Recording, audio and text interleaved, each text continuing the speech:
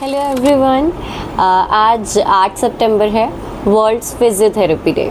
सो आज की वीडियो छोटी रहेगी, लेकिन हम आज फिजियोथेरेपिस्ट के रोल को सेलिब्रेट करते हैं। तो मैं आपको एक छोटी सी अपनी स्ट्रगल मान लो या स्टोरी मान लो, या कैसे मैं अपना बेस्ट दे रही हूँ लोगों को हील करने के लिए, वो है इस वीडियो में। I hope you like it. 10th में एक्चुअली साइंस लेने के लिए मतलब मार्क्स अच्छे चाहिए ऑब्वियसली, एंड आपका इंटरेस्ट होना चाहिए। तो बायो मेरी फेवरेट थी, तो उसके बाद साइंस लिया, मेडिकल लिया, and then after 12th I was so confuse मुझे क्या करना है।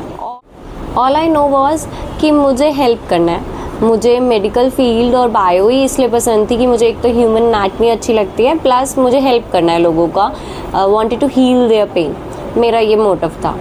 तो फिर नीट का नहीं हो पाया, एम्स का नहीं हो पाया, एंड ड्रॉप मेरे पेरेंट्स ने मना कर दिया, दूर भेजने से मना कर दिया। तो पहले 2 ऑप्शंस बचे, डेंटल बचा, फिजियोथेरेपी बचा। डेंटल कर सकती थी but I was not into teeth and mouth, तो मैंने फ़िज़ियो चूज़ किया। फ़िज़ियो जो है 4.5 ईयर्स का बीपीटी कोर्स है, बैचलर ऑफ फिजियोथेरेपी, एंड वो किया, एमिटी यूनिवर्सिटी से किया। बहुत अच्छा एक्सपोजर मिला, लोग मिले, समझ में आया दुनियादारी क्या होती है। प्लस हमने जो है 4 ईयर में psychology, pharmacology, electrotherapy, manual therapy, ICU में विजिट्स, हॉस्पिटल में पोस्टिंग्स, सब किया। हमारा 2nd ईयर से पोस्टिंग शुरू हो जाता था, तो हफ्ते में 2 दिन हम हॉस्पिटल जाते थे, एंड बाकी जो है हमारा कॉलेज में होता था। कॉलेज में प्रोफेसर्स, उनकी स्टोरी, उनका पीएचडी कर रहे थे एक सर हमारे बहुत अच्छे, अंकित सर, उन्होंने बहुत मोटिवेट किया कि कैसे हम हील कर सकते हैं। हमें बायोमैकेनिक्स सिखाया, हमें बॉडी कैसे मूव करती है, एनालिसिस कैसे करना है, और कैसे हर चीज़ करनी है, बायोमैकेनिक्स को, मूवमेंट्स को, जॉइंट्स को, बोन्स को।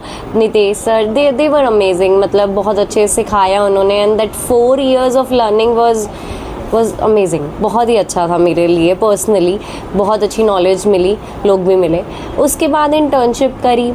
फिर इंटर्नशिप के बाद सोचा कि आउटसोर्स करेंगे, बट फिर थोड़ा टाइम ही किया हॉस्पिटल आउटसोर्स एक फ्रेंड के साथ मिलके, बट उसके बाद जो है कोविड आ गया, एंड वो चीज़ें सारी वहीं वो हो गई।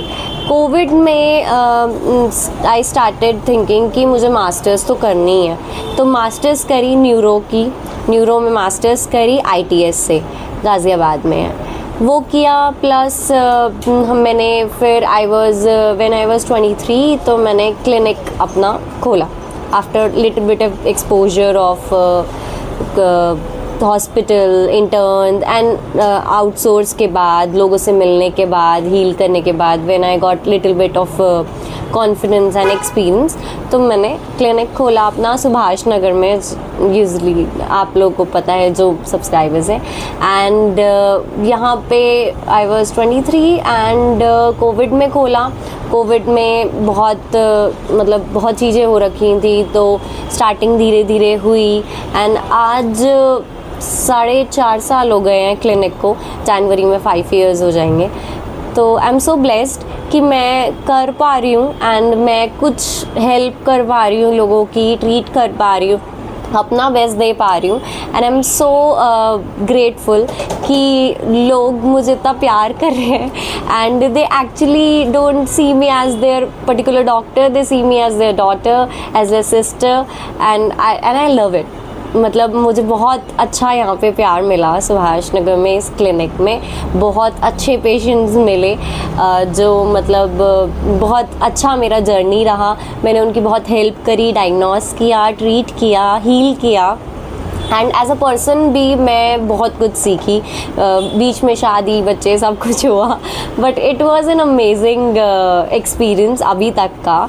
एंड मैं ये बताना चाहती हूँ कि एज अ फिजियोथेरेपिस्ट मेरा ये पूरा मोटिव रहता है कि मैं पेशेंट जो मेरे पास आए हैं उनको पेन फ्री कर सकूं, उनका मूवमेंट बेटर कर सकूं, उनका डे टू डे लाइफ का जो भी स्ट्रगल हो रहा है, जो भी दिक्कत आ रही है उसको मिनिमाइज़ कर सकूं, प्लस उनका strength training, weight training, balance weight, मतलब स्ट्रेंथ ट्रेनिंग पे I am more focused on, because मुझे ऐसा लगता है कि पेशेंट अगर आ रहे हैं एंड वो ठीक हो रहे हैं, लेकिन अगर स्ट्रेंथ रीगेन नहीं हो रही, रिहैब प्रॉपर नहीं हो रहा, तो दोबारा से उन्हें फिजियोथेरेपी का करना पड़ेगा, वो मेरा मोटिव नहीं रहता है। सो एक छोटी सी रिक्वेस्ट ऑल पेशेंट्स को सिर्फ यही है कि when you come to us, आप ठीक हो जाते हैं, आप बेटर हो जाते हैं, तो आप ध्यान रखें, प्लस स्ट्रेंथ ट्रेनिंग ना रोकें।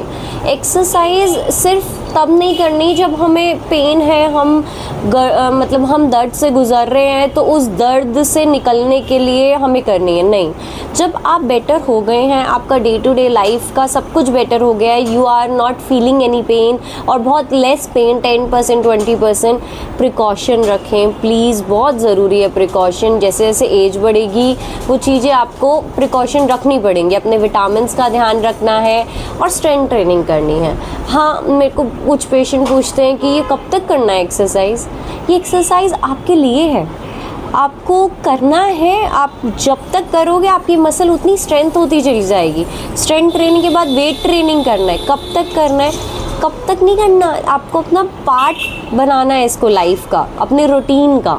एंड यही मेरी रिक्वेस्ट रहेगी कि एज अ फिजियोथेरेपिस्ट कि आपने अपना ध्यान रखना है और स्ट्रेंथ ट्रेनिंग को, मूवमेंट को, एक्सरसाइज को, अच्छी डाइट को, विटामिन्स को अपनी ज़िंदगी में लेके आना है। बिकॉज़ लाइफस्टाइल चेंजेस की वजह से बहुत कुछ बेटर हो जाता है। मैं एक इंजरी के बाद की भी बात कर रही हूँ। अगर जैसे फॉर एग्जांपल मेरे पास एक पेशेंट आते हैं, फ्रैक्चर केस है एंड सुपिनेशन की डिग्री उनकी नहीं हो पा रही है, जब वो खुल भी जाए, पूरा डिग्री बेटर भी हो जाए, आप अपना सब कर पा रहे हैं, मेंटेन दैट स्ट्रेंथ, वो आपका काम है।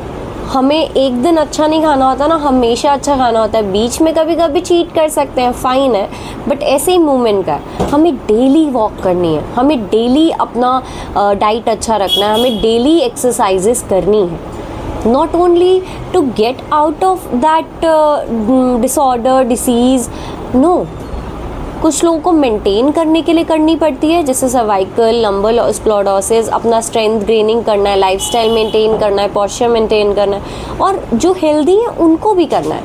ये नहीं कि कब तक करना है, नहीं, हमारा पार्ट ऑफ लाइफ है exercise. Movement is medicine and it is best kind of medicine. आप मसल रिलैक्सेंट्स ले रहे हैं, आप न्यूरो स्टिमुलेटर्स ले रहे हैं, वो आपकी किडनी, लिवर, हर चीज़ को इफ़ेक्ट कर सकता है, बट एक्सरसाइज वो पॉजिटिव ही है, कुछ भी नेगेटिव नहीं है उसमें। सो हाँ, कितना करना है, कैसे करना है strength training, I am there to guide you, but you have to do it. And I wish you from the bottom of my heart happy world physiotherapy day. Thank you for मेरे को as a society, as a healer accept करने के लिए। Thank you so much.